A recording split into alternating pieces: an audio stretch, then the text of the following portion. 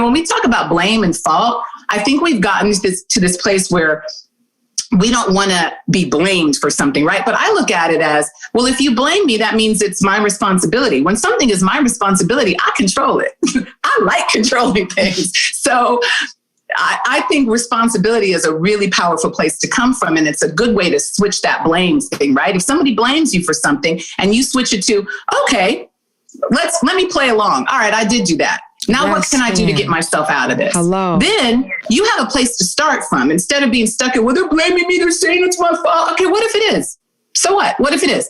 That means you can do something. And so when I looked at it like that, when I said to myself, this happened for a reason, I might be part of that reason. I might be a huge part of that reason. When you look at how cancers or any other chronic illnesses start in the body, they start with an environment that's been created where we're in control of these bodies. What you put in your mouth, the energy you allow yourself to be around, how you speak to people, how you allow people to speak to you, all of that matters. And so if you look at all those things as different variables creating this environment, you understand that you have some authority there. So when I walk in that authority, it's because I know it to be true. Mm-hmm. It's not a false sense of understanding or a game I'm playing in my mind. I create my future with exactly how I think, what I choose to do. If I get up and work out, as opposed to getting up and having a cup of coffee, that makes a difference in my body. Those little changes, right? My body can't take coffee. I wouldn't have known that until I had this experience and did all the testing that I've done.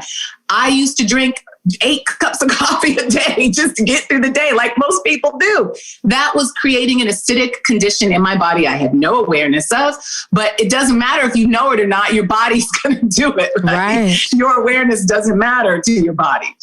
So those little things have gone such a long way for me. And when I saw the difference that I could make in the environment in my body, I knew I could do something other than what they were telling me to do to start to fix this problem. Now, is that all I had to do?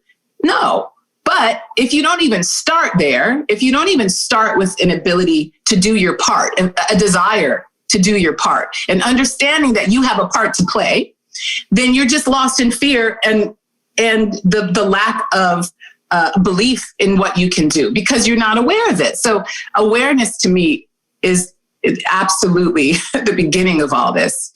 And that's why I encourage women who I talk to, and subsequently I've met a lot of women who are also going through a breast cancer fight right now.